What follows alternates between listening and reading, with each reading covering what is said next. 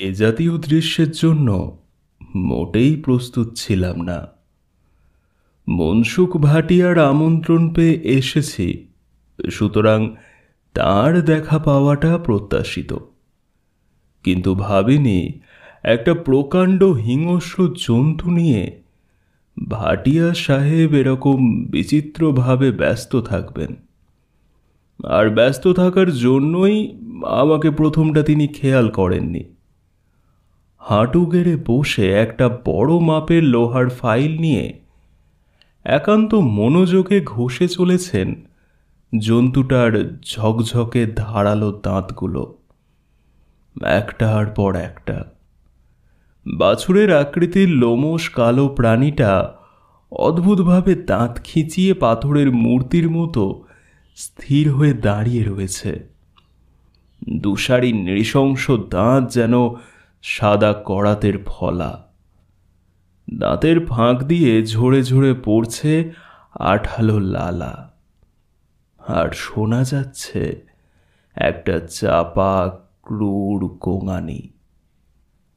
মনসুখ ভাটিয়া কিন্তু অত্যন্ত নির্বিকার মুখে নিজের কাজ করে চলেছেন, যেন কোনো ছোট ছেলেকে ভোরবেলা দাঁত মাজিয়ে দিচ্ছেন বুরুশ দিয়ে। অচেনা আগন্তুক দেখে চাপা ক্রূর গোঙানি পরিণত হল সাবধানী গর্জনে, এবং তখনই মনসুখ আমার উপস্থিতি টের পেলেন। ঘাড় ঘুরিয়ে আমাকে দেখেই ফাইল রেখে ত্রস্ত হয়ে উঠে দাঁড়ালেন। বললেন, আসুন ম্যানেজার বাবু, গরিব খানায় পায়ের ধুলো দিতে আজ্ঞা হোক। প্রাণীটার মুখের চেহারা এখন স্বাভাবিক হতেই সেটাকে কুকুর বলে চিনতে পারলাম। তবে আকার ও প্রকার দেখে কুকুরের বদলে বাঘের কথাটাই আগে মনে পড়ে। লাল জিভটা বেরিয়ে আছে দাঁতের ফাঁক দিয়ে, তা থেকে ঘাম ঝরছে। ভাটিয়া সাহেব কুকুরটার পাশেই একটা চেয়ারে বসলেন। ডান হাতটা ঘোরাফেরা করতে লাগলো ওটা লোমশ কালো পিঠে। ভাটিয়া সাহেবের গায়ের যা রং, তাতে কুকুরের পিঠে রাখা তার ডান হাতটা যেন সরাসরি অদৃশ্য হয়ে গেছে। এই প্রবল শীতেও পরনে শুধুমাত্র ধোপদুরস্ত পাজামা ও পাঞ্জাবি। গা থেকে ভুরভুর করে বিদেশি সুবাস ভেসে আসছে। গলায় মোটা সোনার চেন আর একটা রং বেরঙের পুঁতির মালা। মালার লকেট হল বহুদিন ধরে শুকিয়ে রাখা একটা কালচে নখ, মানুষের নখ। আমি তার মুখোমুখি একটা চেয়ারে বসলাম। মনসুখ ভাটিয়ার গরিবখানায় কোনো আয়োজনেরই কমতি নেই। সামনে টেবিলে হুইস্কির খোলা বোতলও পেলাম। গেলাসে পানীয়ের পরিমাণ প্রায় আধা আধি। ঘরের দেওয়াল আধুনিক পদ্ধতিতে ডিসটেম্পার করা। দরজা জানালায় রঙিন কাপড়ের পর্দা। মাথার ওপরে ঝুলছে অপ্রয়োজনীয় ঝাড় লণ্ঠন। অপ্রয়োজনীয় কারণ 25x25 ঘরে আরও অন্তত গোটা তিনেক উজ্জ্বল আলো জ্বলছে। ঘরের মোজাইক করা চকচকে মেঝে সেই আলোর 50 ভাগ ফিরিয়ে দিচ্ছে প্রতিফলনের মাধ্যমে। তা ম্যানেজার বাবু, নতুন জায়গা কেমন লাগছে?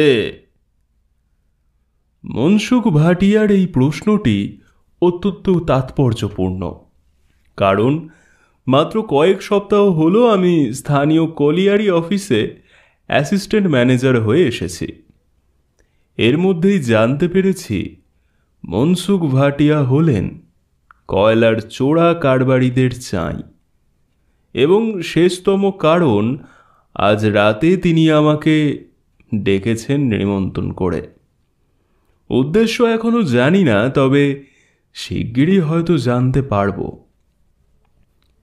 মুখে কৃত্রিম হাসি ফুটিয়ে বলে উঠলাম,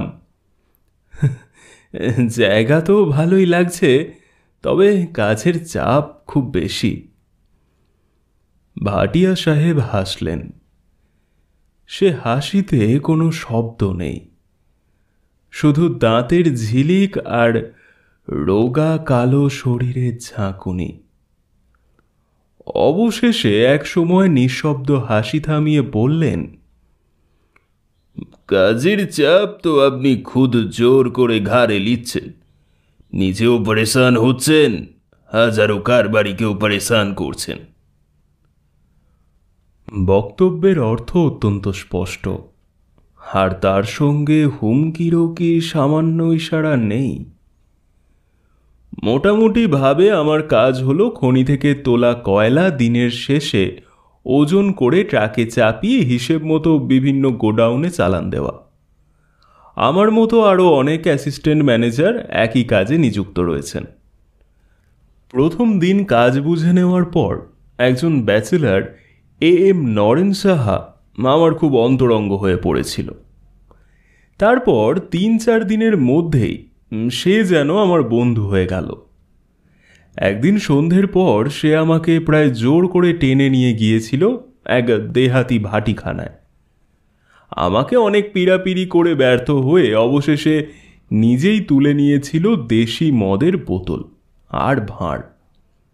চুমুক লাগাতে লাগাতে নরেন সাহা অনেক কথাই বলেছে। মিস্টার রায়, আপনি এখানে নতুন লোক, একটু সামলে চলবেন। অবাক হয়ে প্রশ্ন করেছি, কেন? এই কলিয়ারি কি অন্য কলিয়ারির চেয়ে ভয়ঙ্কর কিছু? ফোলা ফোলা দুটো শ্যামবর্ণ হাত নিজের হাঁটুর ওপর রেখেছে নরেন সাহা। লক্ষ্য করলাম তার ডান হাতে পাশাপাশি 3টে আংটি, রূপোয় বাঁধানো পলা, গোমেদ এবং নীলা। বুঝলাম বয়সের কাঠা 40 পেরোলেও নরেন সাহা ঘোর জ্যোতিষ ভক্ত। মুখের ওপর একবার হাত বুলিয়ে সে জবাব দিল, হ্যাঁ, বিপজ্জনক, কারণ অন্য কলিয়ারিতে তো আর মনসুখ ভাটিয়া নেই। এরপর বাড়ি ফেরার পথে আরও শুনলাম চোরা পথে কয়লা কিভাবে লোপাট হয়, কারা সেই চারা ব্যবসার নায়ক। সবাই তাদের চেনে, কিন্তু কিছু বলতে সাহস পায় না। কেন, পুলিশ কোনো স্টেপ নেয় না? পুলিশ? নরেন সাহা গলা ফাটিয়ে হেসে উঠেছে। আরে ভায়া, নেহাত কিছু লোককে উর্দি পড়িয়ে চাকরি দিতে হবে, তাই দেওয়া। ও বেচারিরা এসব ঝামেলায় মাথা গলালে মাথাই লোপাট হয়ে যাবে কোন দিন। শীতের হাওয়া ছুঁচের মতো এসে বিঁধছে গায়ে। দূরে ছড়িয়ে ছিটিয়ে চোখ পড়ছে কিছু আলোর শিখা।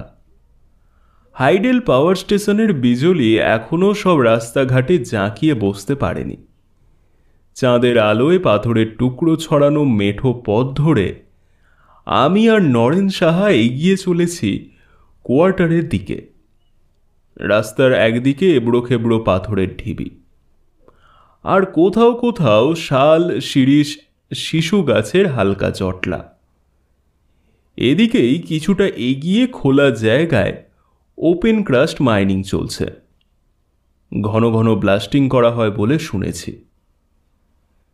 নরেন সাহা তার একটা ভারী হাত আমার কাঁধে রাখল, বলল, মনসুখ ভাটিয়া এ অঞ্চলে এসেছে মাত্র বছর 5। তার মধ্যে গাড়ি বাড়ি সব হাঁকিয়ে বসে আছে। গত 5 বছর ধরে ও যা করেছে, পুরনো জাগু কারবারিরা 20 বছরেও তা করতে পারেনি।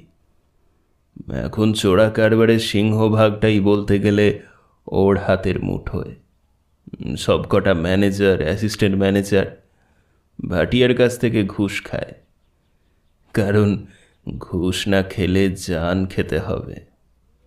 তবে এ শর্মা এখনো মাথা নোয়ায়নি।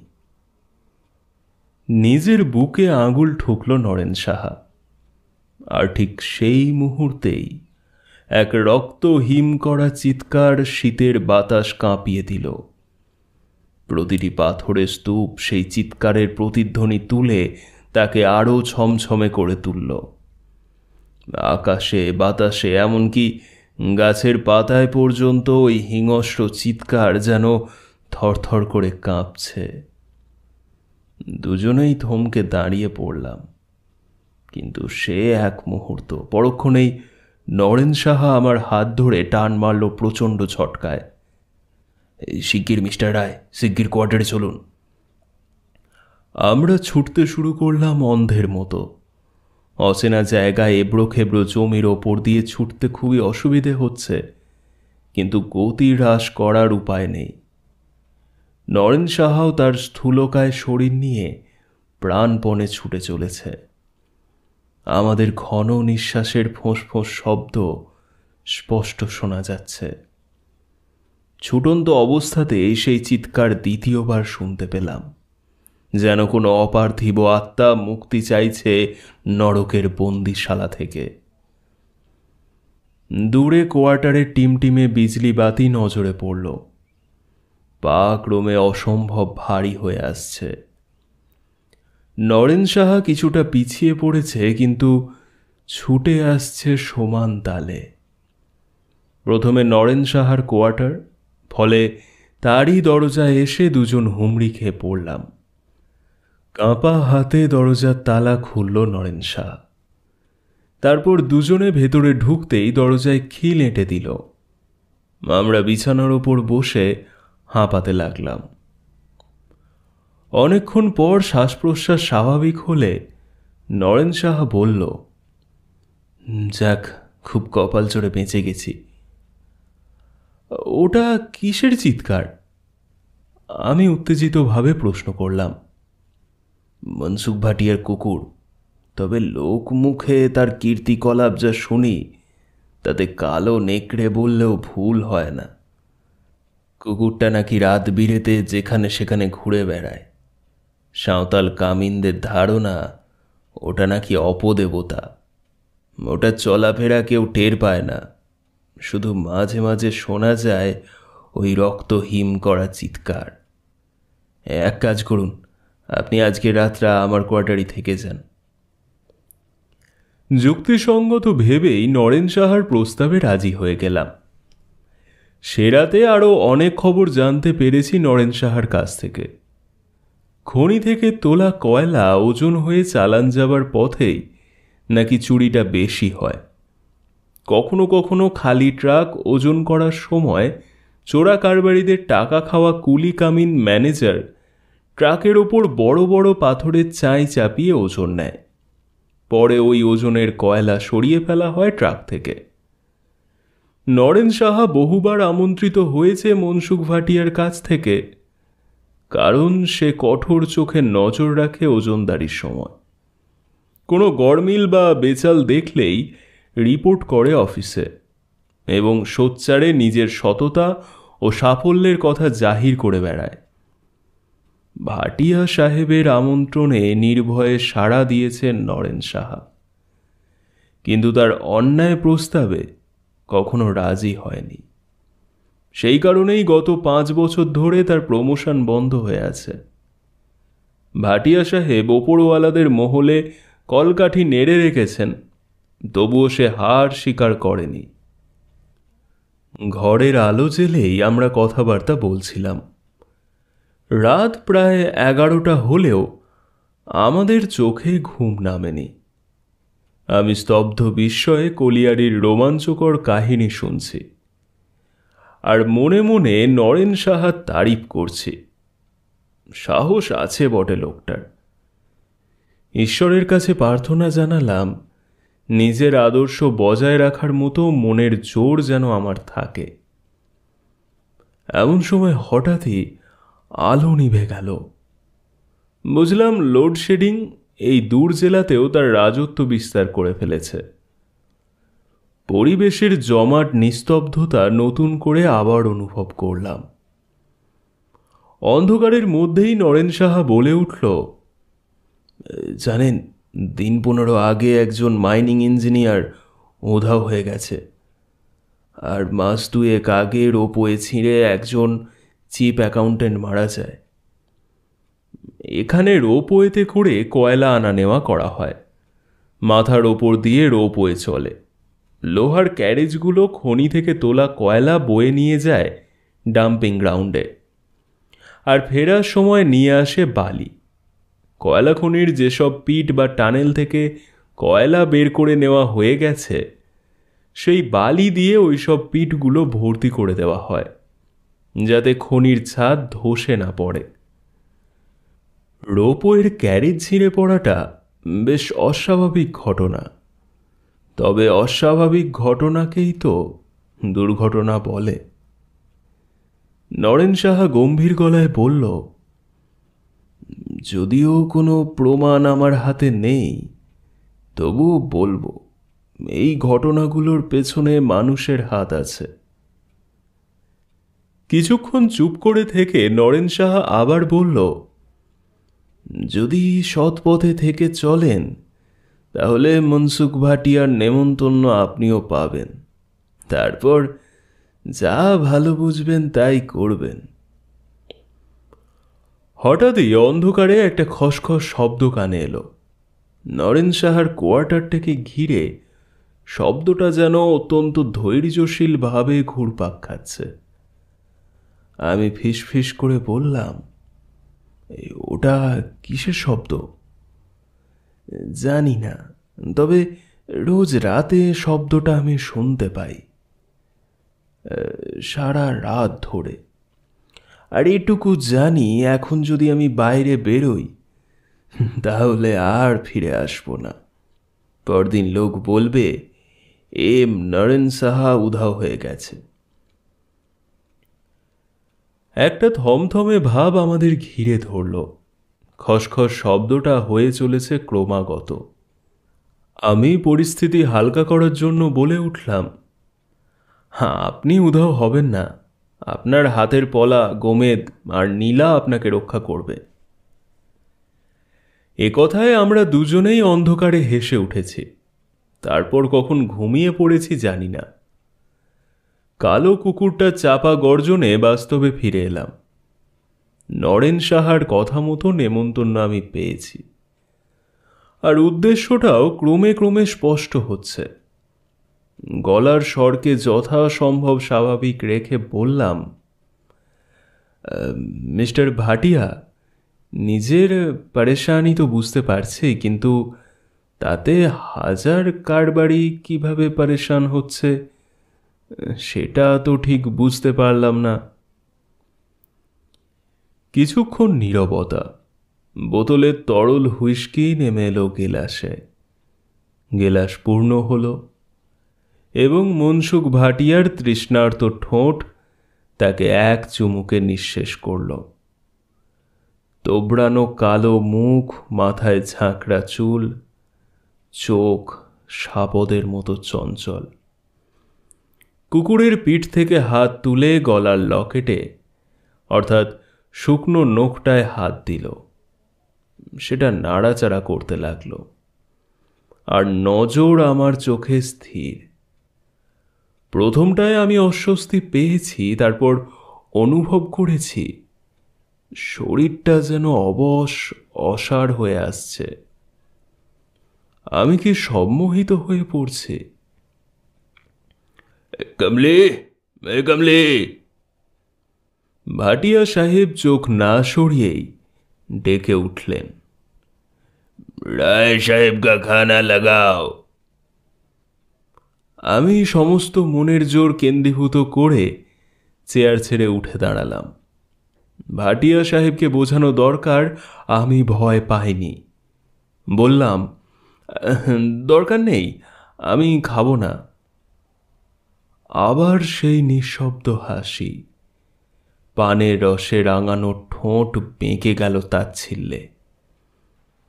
কুকুরের পিঠ চাপড়ে বললেন ভাটিয়া, সে বড়ুন রায় বাবু, মনসুখ ভাটিয়ার দাওয়াতে কেউ খানা না খেয়ে যায় না। নরিন্দর সাহাও খানা খেয়েছিল, তবে ঘুষ খায়নি। নরেন সাহার কথা বলছেন ভাটিয়া, সুতরাং আমার মনোভাবও তিনি বেশ স্পষ্ট ধরে ফেলেছেন, তাতে সন্দেহ নেই। রায়বাবু, অনেক নরম ও সহজ হল ভাটিয়া সাহেবের স্বর। বিনা সোচে সমঝে কোনো কাজ করতে যাবেন না, তাতে আঞ্জাম ভালো হবে না। আপনি আরো 2-4 দিন ভেবে দেখুন, তাতে পরেশানি ভি হবে না, নুকসান ভি হবে না। কি বলিস ভুলো? শেষ কথাটা হিংস্র জন্তুটাকে লক্ষ্য করে। এই বিকট দর্শন দানবের নাম ভুলো। এটা ভাটিয়া সাহেবের কথায় সামান্য নড়ে উঠল, তারপর মাথা নোয়ালো। তখনই অবাক হলাম, কুকুরটার ডান কানে ফুটো করে লাগানো রয়েছে একজোড়া সোনার মাকড়ি। চোখ ফিরিয়ে মনসুখ ভাটিয়ার দিকে তাকালাম।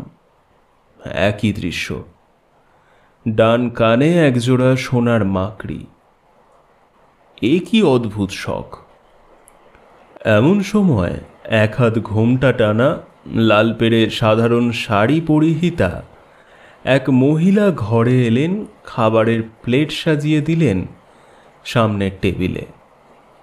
চেষ্টা করেও তার মুখ দেখতে পেলাম না। এরই নাম কি কমলি? এর সঙ্গে ভাটিয়ার কি সম্পর্ক? মহিলা জড়সড় ভঙ্গিতে একপাশে দাঁড়িয়েছিলেন। কিছুক্ষণ ইতস্তত করে দেশজ বাংলা ও হিন্দি মিশিয়ে ভাটিয়াকে প্রশ্ন করলেন তার খানা লাগাবেন কিনা। উত্তরে ভাটিয়া শুধু 3 সেকেন্ড খড় দৃষ্টিতে তাকিয়ে রইলেন অবগুণ্ঠিতার দিকে। মহিলা ভীষণ ভয় পেয়ে ত্রস্তা কাঠবেড়ালির মতন বেরিয়ে গেলেন ঘর থেকে। আমি অনিচ্ছা সত্ত্বেও খাওয়া শুরু করলাম। এই মুহূর্তে ভাটিয়াকে চটালে সমূহ বিপদের সম্ভাবনা। মনসুখ ভাটিয়া লোহার ফাইলটা তুলে নিল। ভুলো সঙ্গে সঙ্গে আগের মতো দাঁত খিঁচিয়ে দাঁড়ালো। মনিবের প্রতিটি ইঙ্গিতের অর্থ যেন তার চেনা। মাঝে মাঝে ভুলোর দাঁতে শান দিয়ে দি। ফাইল ঘষতে ঘষতে বললেন মনসুখ, খতরনাক জায়গা, এখানে জিন্দা থাকতে গেলে লড়তে হয়। আমি খেয়ে চলেছি এবং আর চোখে 2টি প্রাণীকে লক্ষ্য করছি।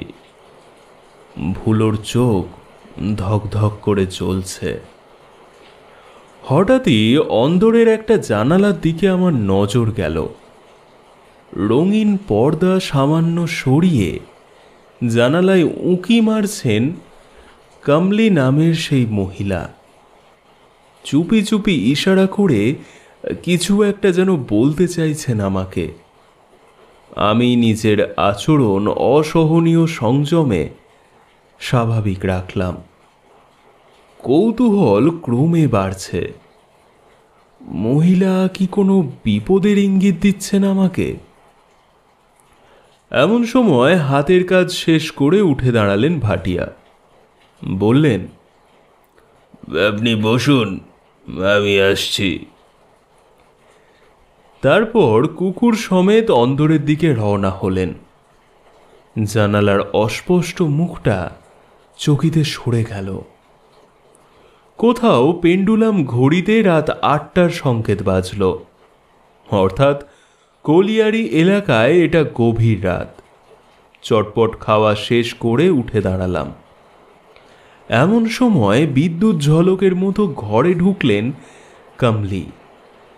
কাপ প্লেট গ্লাস সব গুছিয়ে নিতে নিতে চাপা গলায় বলে উঠলেন, এখান থেকে পালাও বাবুজি, নইলে জিন তোমাকে শেষ করে দিবে।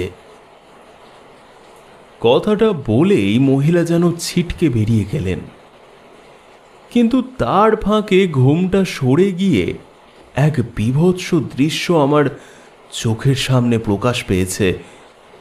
কমলির মুখের বাঁ দিকটা, গাল, গলা, কাঁধ পুরনো ক্ষতের দাগে ভরা, মোটা সাদা সাদা নৃশংস দাগ। মাংসপেশিগুলো সেখানে কুঁচকে ভাঁজ হয়ে গেছে। এ কি কোনো অগ্নিকাণ্ডের ফল? প্রায় পরক্ষণেই ঘরে এসে ঢুকলো ভুলো। গভীর চোখে তাকিয়ে আমাকে দেখতে লাগলো। চেহারা যেন আরো বড় সড়ো দেখাচ্ছে। চোখের দৃষ্টি যেন নির্ভুলভাবে আমার মনের ভাবনা জরিপ করতে চায়। আমি একটু ভয় পেলাম। মনসুখ ভাটিয়া কোথায়? কুকুরটা হঠাৎ করে কিছু করে বসবে না তো? ভাবছি ভাটিয়া ঘরে এলেই তার কাছ থেকে বিদায় নিয়ে রওনা দেব। এমন সময় অপ্রত্যাশিতভাবে লোডশেডিং হয়ে গেল। সঙ্গে সঙ্গে একটা জান্তব গন্ধ ধাক্কা মারল আমার নাকে। একটা খসখস শব্দ শুনতে পেলাম। ঘন অন্ধকারের ভেতরে শত খোঁজাখুঁজি করেও ভুলোর জ্বলন্ত চোখ দুটোর কোনো হদিশ পেলাম না। অথচ ওর উপস্থিতি আমি টের পাচ্ছি। এক অজানা আতঙ্কে আমার শরীর কাঁপতে লাগলো। মনে পড়ে গেল সেই ভয়ঙ্কর চাঁদনি রাতের চিৎকারের কথা। রায় সাহেব, ভয় পেলেন নাকি? মনসুখ ভাটিয়া কখন ঘরে এসেছেন কে জানে। কি করে আমার মনের কথা টের পেলেন তাও জানি না। অন্ধকারে আমি সম্পূর্ণ অন্ধ হয়ে গেছি। কোনো ডর নেই, বাড়ি চলে যান। আমার কথাটা একটু ভেবে দেখবেন। মনসুখ ভাটিয়ার স্বর কেমন জড়ানো, অস্পষ্ট হয়ে গেছে, হয়তো নেশার ফলেই। আমি সদর দরজার অবয়ব আবছা দেখতে পাচ্ছিলাম। সেদিকে পা বাড়ালাম ইতস্তত করে। মনে হলো যেন পেছন থেকে মনসুখ ভাটিয়া হাসছেন, অথচ হাসির কোনো শব্দ আমি শুনিনি। কোয়ার্টারে ফেরার পথে বার দুয়েক সেই রক্ত জমাট করা চিৎকার শুনেছি। প্রচণ্ড শীতে কাঁপতে কাঁপতে একরকম ছুটেই গন্তব্যে গিয়ে পৌঁছেছি। তারপর আশ্বস্ত হয়েছি। রাতে ঘুমিয়ে ঘুমিয়ে কুকুরটাকে স্বপ্নে দেখলাম। ওটা আমাকে ছিঁড়ে ছিঁড়ে খাচ্ছে। পরদিন সকালে রাস্তায় বেরিয়েই দুঃসংবাদটা শুনতে পেলাম। এম নরেন সাহাকে কোথাও পাওয়া যাচ্ছে না। আমার মনটা কুঢাক ডেকে উঠল। নরেন সাহাকে বোধহয় আর কোনো দিনও খুঁজে পাওয়া যাবে না। কিছুটা এগিয়ে এক তেরাস্তার মোড়ে দেখি জনা কয়েক সাঁওতাল দাঁড়িয়ে আছে। সঙ্গে লাল কাপড়, লাল ফতুয়া পরা একটি লোক, মাথায় লাল ফেট্টি বাঁধা, মুখে দাড়ি গোঁফের জঙ্গল, কানে ইয়া ইয়া দুটো মাকড়ি, গলায় জড়িবুটির মালা, কপালে সিঁদুর মাখা, বিড়বিড় করে সে কিসব মন্ত্র পড়ছে। সাঁওতাল কজন একটু দূরে দাঁড়িয়ে ভক্তি ভরে তার কার্যকলাপ লক্ষ্য করছে। দুটো মুরগি গলা কাটা অবস্থায় ধুল হয়ে পড়ে ছটফট করছে। ওদের একজনের সঙ্গে কথা বলে জানতে পারলাম ম্যানেজার সাহেব উধাও হওয়ার খবরটা ওরা শুনেছে। এখানে ওরা মুরগি বলি দিয়ে বোঙার কাছে মানত করছে যে জিন এইসব জোয়ান লোকগুলোকে উধাও করছে তাকে যেন বোঙা শান্ত করে দেয়। লাল পোশাক পরা গুণিন মন্ত্র পড়ে পুজোর কাজ সারছে। একটু পরে ওরা চলে গেলে আমি গুণিনের সঙ্গে আলাপ জমালাম। মুরগি দুটো তেরাস্তার সংযোগস্থলে পড়ে রইল। ভাঙা ভাঙা হিন্দিতে বললাম, এ পুজো কিতনে দিন চলেগা? গুণিন বলল, না বাবু, যাবে না। দিন যে চালাচ্ছে তাকে খতম করতে হবে। আমি তার কথার অর্থ ঠিক ধরতে পারলাম না। তারপর কি ভেবে মনসুখ ভাটিয়ার কথা জিজ্ঞেস করলাম। দুটো টাকা গুণিনের হাতে দিতেই সে আমাকে একটা ঘষা তামার পয়সা দিল, তার সঙ্গে বাঁধা এক টুকরো শেকড়। বলল, জিন তোমার কোনো ক্ষতি করতে পারবে না বাবু। একটুখানি চুপ করে থেকে সে আবার মুখ খুলল। বাবু, মনসুখ ভাটিয়া মন্তর জানে। ও আগে সুন্দরবনে বর্দার ছিল। ক্রমে যা জানতে পারলাম তার সারাংশ হচ্ছে এই। সুন্দরবনের কাঠ চুরি করে জীবিকা নির্বাহ করে স্থানীয় অধিবাসীদের এক বিরাট অংশ। নৌকো নিয়ে একদল যখন জঙ্গলে ঢোকে তখন তাদের সঙ্গে থাকে একজন গুণিন, যাকে বলা হয় বর্দার। সে কাঠ কাটার এলাকা ঘিরে বান মেরে দেয়, যাতে কোনো জন্তু জানোয়ার সেই গণ্ডি দেওয়া এলাকায় ঢুকতে না পারে। ফলে চোরা কাঠুরিয়াদের হিংস্র জন্তুর হাতে প্রাণ হারাবার ভয় থাকে না। এর বিনিময়ে বর্দারকে তারা চোরাই কাঠের ভাগ দেয়। মনসুখ ভাটিয়া সেখানে আরেকজন বর্দারকে খুন করে পালিয়ে আসে। আমার মনে পড়ল ভাটিয়ার গলায় ঝোলানো শুকনো কালো নোকটার কথা। ওর আসল নাম কেউ জানে না, কি করে এখানে এসে পড়ল তাও খুব স্পষ্ট নয়। বড়লোক হওয়ার আগে ও নাকি এখানে স্থানীয় আদিবাসীদের জড়িবুটির ওষুধ দিত। ওকে গুণিন বলে সবাই মানত, ফলে এখনও আদিবাসীরা ওর আদেশের নড়চড় করতে ভয় পায়।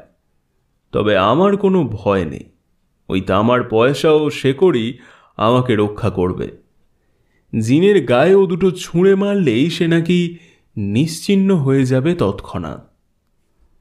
মনসুখ ভাটিয়া সম্পর্কে এইসব রোমাঞ্চকর তথ্য শুনে বেশ অবাকই হলাম। বাড়ির দিকে ফিরতে ফিরতে দু চারটে চেনা মুখের সঙ্গে দেখা হলো। তারা জানালো পুলিশ নরেন সাহার খোঁজ খবর করছে। কোয়ার্টারে ফিরে অল্প সময়ের মধ্যে তৈরি হয়ে অফিসে বেরিয়ে পড়লাম। বুঝলাম ভাটিয়া সাহেবের কথায় রাজি না হলে আমার অবস্থাও হবে নরেন সাহার মতো। এইরকম আনমনা হয়ে হাঁটতে হাঁটতে এগিয়ে চলেছি, হঠাৎই একটা চেনা শাড়ি ও ঘোমটা আমার নজরে পড়ল। অফিসে যেতে হলে শনি মঙ্গলের হাট পেরিয়ে যেতে হয়। আজ মঙ্গলবার। হাট বসেছে, সেই হাটেই এক তরকারিওয়ালার কাছ থেকে কি যেন কিনছেন গতরাতে সেই মহিলা কামলি। মনসুখ ভাটিয়া সম্পর্কে যত তথ্য জানা সম্ভব সবই আমাকে জানতে হবে, নইলে তার মোকাবিলা আমি করতে পারবো না। সুতরাং চারপাশে একবার নজর চালিয়ে সোজা গিয়ে দাঁড়ালাম কামলির পাশে। ষষ্ঠ ইন্দ্রিয়ের সাহায্যে উনি যেন আমার উপস্থিতি টের পেলেন। তরকারির দাম মিটিয়ে হনহন করে এগিয়ে চললেন একটা অপেক্ষাকৃত নির্জন অংশের দিকে। দুটো ঝুপসি অসত্য গাছের আড়ালে দাঁড়িয়ে উনি চাপা গলায় জিজ্ঞেস করলেন, এই কি চাও বাবু? মনসুখ ভাটিয়া আপনার কে হয়?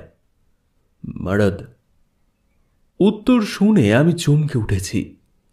ইনি মনসুখ ভাটিয়ার স্ত্রী, অথচ বেশবাস অত্যন্ত সাধারণ। হঠাৎ দেখলে কেউ ভাটিয়ার ঝি ভেবে ভুল করবে। চিন্তা করে দেখলাম চটপট খবর আদায় করতে গেলে নরেন সাহার প্রসঙ্গ তোলা দরকার। সুতরাং সে কথাই তাকে জিজ্ঞেস করলাম। এক হাত ঘোমটার আড়ালে কামলি ভাটিয়া চমকে উঠলেন।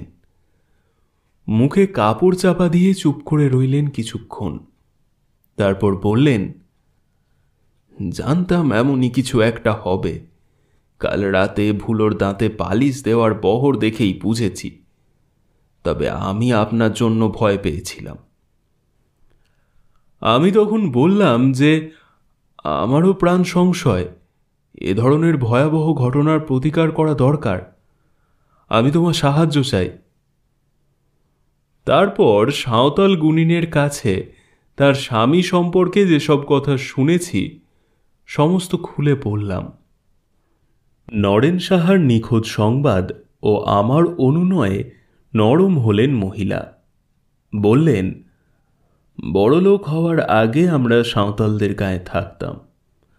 তখন ওই শেতল গুনিনের সঙ্গে আমার স্বামীর সম্পর্ক ভালো ছিল, ফলে তাকে অনেক কথাই বলেছে। তারপর জানতে পারলাম আর এক ভয়াবহ প্রসঙ্গ।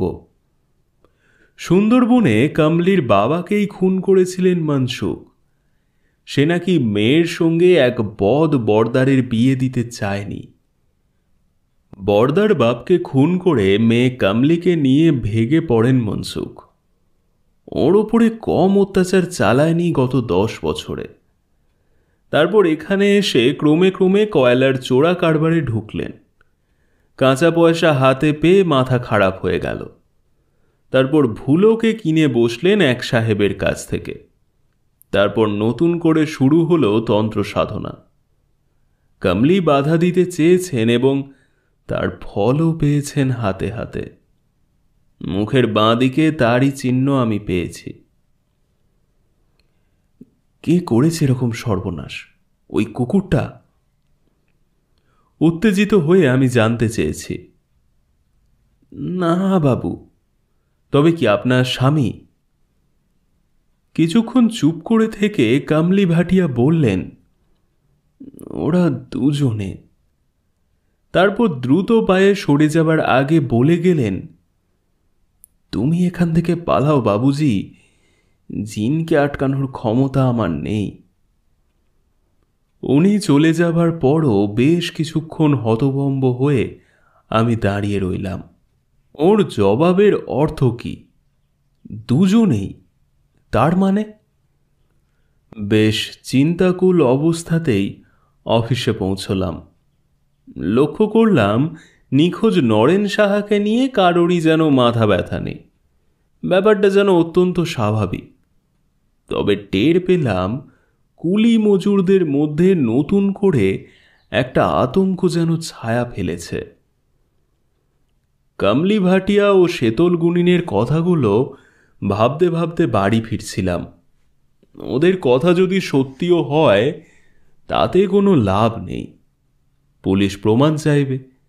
তাছাড়া এখানকার পুলিশ ভয়ে হোক আর টাকার লোভেই হোক মনসুখ ভাটিয়ার তাবেদারি করে। তাহলে আমার এখন কর্তব্য কি? ভাবনায় ডুবেছিলাম বলেই কালো অ্যাম্বাসেডর গাড়িটাকে একেবারে খেয়াল করিনি।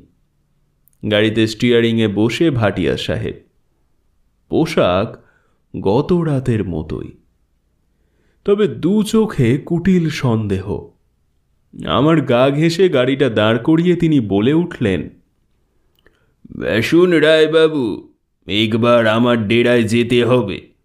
একটা মজার জিনিস আপনাকে দেখাবো। হাত বাড়িয়ে গাড়ির দরজা খুলে দিলেন তিনি। আমার বুক দুরু দুরু করে উঠল। সূর্য ডুবে আঁধার নেমে এসেছে। কাঁচা সড়কের ওপর দ্বিতীয় কোনো মানুষ নজরে পড়ছে না। জিনের ভয়ে সবাই বুঝি তাড়াতাড়ি আস্তানায় ফিরে গেছে। আসুন রাহে সাহেব, উঠে আসুন। মনসুখের স্বর অধৈর্য হয়ে উঠেছে।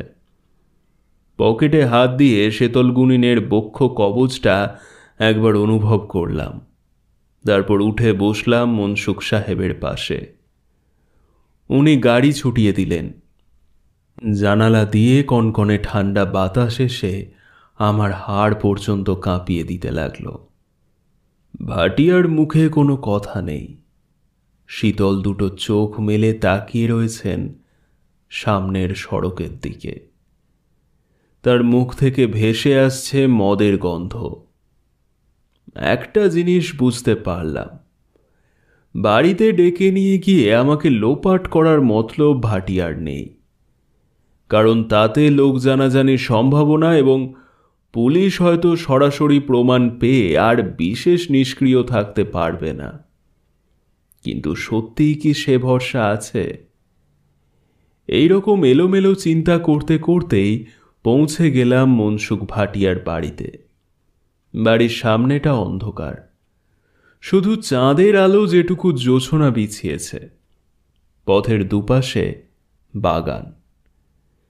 গাড়ি থামিয়ে আমাকে সঙ্গে করে বাড়িতে ঢুকলেন মনসুখ। ঘড়িতে প্রায় 6:30 গড়িয়ে গেছে। গতকালের ঘরে এসে বসলাম। আজ বাতির বাহার সামান্য কম, কিন্তু তাতেও ভুলোকে আবিষ্কার করতে কোনো ভুল হলো না। একটা চেয়ারের পাশে বসে আমার দিকে তাকিয়ে আছে। আমি অন্দরের জানালার দিকে একবার নজর চালালাম। কমলি নেই। একটা আজব জিনিস ভুলো কোথা থেকে কুড়িয়ে নিয়ে এসেছে। ভাটিয়া হালকা গলায় বললেন। তারপর উঠে গিয়ে কোণের একটা টেবিলের তলা থেকে কালো মতো কি একটা জিনিস নিয়ে এলেন। ঠকাস করে আমার সামনে টেবিলের ওপর ফেলে দিয়ে বললেন, দেখেন তো রায় সাহেব, চিনতে পারেন কি না? আমার মাথায় যেন বজ্রপাত হলো। ভাবনা, চিন্তা, বুদ্ধি সব ওলট পালট হয়ে গেল। এক তীক্ষ্ণ আর্তনাদ বেরিয়ে এলো আমার ঠোঁট চিরে। চোখ জোড়া কি ঠিকরে বেরিয়ে আসবে কোটর ছেড়ে। টেবিলের ওপর পড়ে রয়েছে একটা কাটা হাত। কালো রঙের আঙুলগুলো ফোলা ফোলা, আর 3টে আঙুলে পাশাপাশি 3টে পাথর বসানো আংটি। পলা, গোমেদ ও নীলা। জ্যোতিষশাস্ত্র নরেন সাহাকে বাঁচাতে পারেনি। আমার মুখে কোনো কথা নেই। মনসুখ ভাটিয়া হাতটা তুলে নিয়ে লো বলে ভুলোর দিকে ছুঁড়ে দিলেন। কুকুরটা হিংস্র দাঁতের পাটি বের করে ঝাঁপিয়ে পড়ল হাতটার ওপর। ওটাকে দাঁতে নখে করে ছিঁড়ে ছিঁড়ে খেতে লাগলো। উফ, সে কি বীভৎস দৃশ্য! ভুলো যখন কষ্ট করে নিয়ে এসেছে, তখন এই হাতটা ওরই পাও না, কি বলেন রায় বাবু? ও হ্যাঁ, শুনলাম নাকি নরিন্দর সাহাকে পাওয়া যাচ্ছে না, একেবারে লোপাট হয়ে গেছে। আমি আর সহ্য করতে পারলাম না। চেয়ার ছেড়ে উঠে দাঁড়ালাম, বললাম, আমি এক্ষুনি পুলিশকে খবর দেব। লোকে জানুক নরেন সাহাকে কে খুন করেছে। বিচিত্র হাসিতে ফেটে পড়লেন ভাটিয়া। সে হাসিতে বুক কেঁপে ওঠে, মস্তিষ্কে হিম আতঙ্ক বাসা বাঁধে। এক সময় স্বাভাবিক হয়ে তিনি কঠোর গলায় বললেন, আপনার কোথায় কেউ বিশ্বাস করবে না রায় সাহেব, কারণ ততক্ষণে ভুলো এ হাত লোপাট করে দিবে।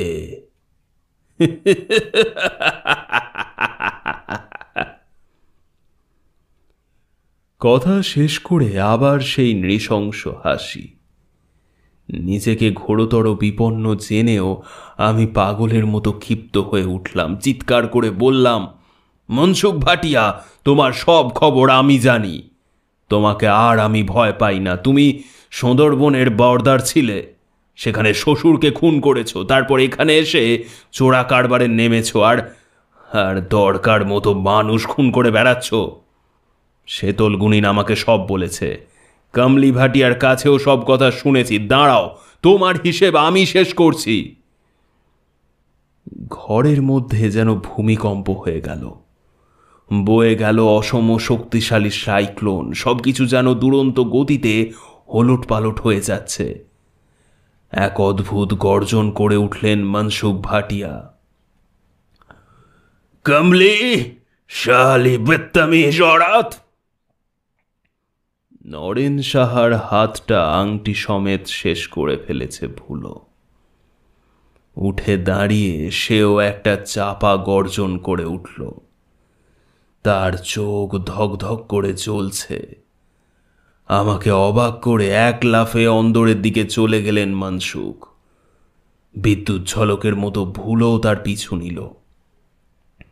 ঘরে আমি একা দাঁড়িয়ে রইলাম, কিংকর্তব্য বিমূঢ়। ছুটে পালাবো কিনা সেটাও ঠিক বুঝে উঠতে পারছি না। এমন সময় ঝড়ের গতিতে ঘরে ঢুকলেন কমলি। প্রায় কান্না ভাঙা স্বরে বললেন, বাবু, বাবু, পালাও, পালাও, জলদি পালাও। পাশের কোনো একটা ঘর থেকে বিচিত্র সুরে শব্দচারণের বিচিত্র ধ্বনি আমার কানে আসছে, সঙ্গে থেকে থেকে হিংস্র গর্জন। দূর থেকে ভেসে আসছে ওপেন কাস্ট মাইনিংয়ের ব্লাস্টিংয়ের শব্দ। কমলি ঝটিতে উধাও হয়ে গেলেন ঘর থেকে। আমার কানে ভাসছে শুধু দুটি কথা, বাবু পালাও। হঠাৎই ঘরের দরজায় এসে দাঁড়ালো ভুলো। সে একা, কিন্তু এ কোন ভুলো? আকারে সে প্রায় 1.5 গুণ বেড়ে গেছে। চোখের মণিতে জ্বলন্ত ভাবটা নেই, মুখের অভিব্যক্তিতে এক আশ্চর্য ক্রূর হিংসার ছাপ। তার কান দুটো নড়ছে, সেই সঙ্গে সোনার মাকড়ি জোড়াও। এমন সময়ের ঘরের সমস্ত আলো নিভে গেল। লোডশেডিং। আমি মুহূর্তের মধ্যে সদর দরজা লক্ষ্য করে ছুটতে শুরু করলাম। পেছন থেকে ভেসে এলো রক্ত বরফ করে দেওয়া এক চিৎকার। সে চিৎকারের প্রতিশোধের আগুন ও উল্লাস যেন ঠিকরে বেরোচ্ছে। আমি প্রাণপণে ছুটে চলেছি। পলকে বাগান পেরিয়ে সড়কে পা দিলাম। রাস্তা খাঁ খাঁ করছে, চতুর্দিক অন্ধকার। শুধু চাঁদের ফ্যাকাশে আলো দিক নির্ণয়ের একমাত্র সম্বল। আমি ঊর্ধ্বশ্বাসে ছুটতে লাগলাম। পেছন ফিরে দেখার সাহস হচ্ছে না। শুধু কানে আসছে ব্লাস্টিংয়ের শব্দ আর ভয়াবহ জন্তুটার অলৌকিক চিৎকার। বেশ কিছুটা পথ ছুটে শরীর ক্লান্ত হয়ে এলো। কোয়ার্টার এখনো অনেক দূরে। বুঝতে পারছি আমি অসম প্রতিযোগিতায় নাম লিখিয়েছি। ভারী পায়ে ছুটতে ছুটতে একসময় পেছন ফিরে তাকালাম এবং যে দৃশ্য দেখলাম তা বোধহয় কোনো দিন ভোলার নয়। ভয়ঙ্কর দানবটা মানুষের মতো শুধুমাত্র পেছনের দুপায়ে ভর দিয়ে ছুটে আসছে অবিশ্বাস্য গতিতে। আমাদের দূরত্ব অনেক কমে এসেছে। চাঁদের আলোতেও স্পষ্ট দেখতে পাচ্ছি কুকুরটার গলায় ঝুলছে মনসুখ ভাটিয়ার রং বেরঙের পুঁতির মালা। লকেটের নোকটা চোখে পড়ছে না। আমার পা দুটো পাথরের স্তম্ভের মতো বসে গেল রাস্তার ওপরে। নড়বার এতটুকু ক্ষমতা আমার নেই। প্রচণ্ড কনকনে বাতাস আমি আর অনুভব করতে পারছি না। অদ্রিরে পাথরের ছোট বড় ঢিবি আমারই মতো নিশ্চল। শুধু কতগুলো ঝাঁকড়া গাছের মাথা এপাশ ওপাশ তুলছে। পৈশাচিক হাসিতে খলখল করে ফেটে পড়ল অতিকায় কালো জন্তুটা। আমার মাথার ভেতরে সবকিছু যেন গোলমাল হয়ে গেছে। আমি কি সম্মোহিত হয়ে পড়েছি? আর সবাই কি একই রকম পরিস্থিতিতে পড়েই রাতবিরেতে নিরুদ্দেশ হয়ে গেছে? আমার মনে পড়ল নরেন সাহার কথা, কমলি ভাটিয়ার কথা, সেতল গুনিনের কথা। একই সঙ্গে পকেটের তামার পয়সা ও শেকড়ের টুকরোটা হাতে ঠেকল। আতঙ্ক নৃশংসতার সমুদ্রে ডুবে যেতে যেতে আমি ওই তুচ্ছ বস্তু দুটোকেই আঁকড়ে ধরলাম। বিশ্বাস অবিশ্বাস, যুক্তি অযুক্তি সবই এখন তালগোল পাকিয়ে গেছে। ভয়ঙ্কর পিশাচটা খুব কাছে এসে পড়েছে।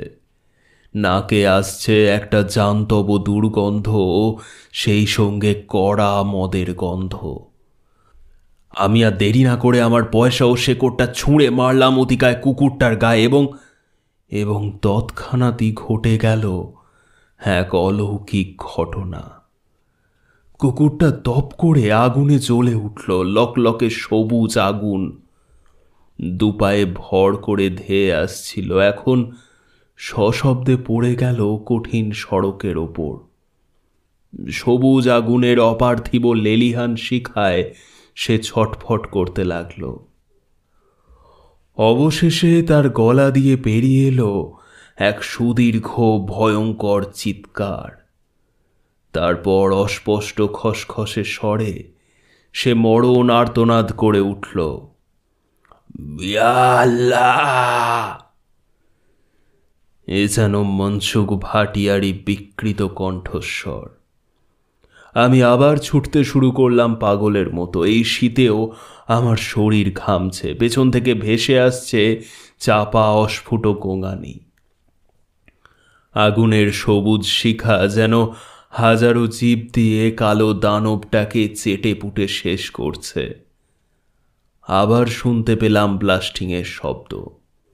আমি যথাসম্ভব গতি বাড়িয়ে দিলাম।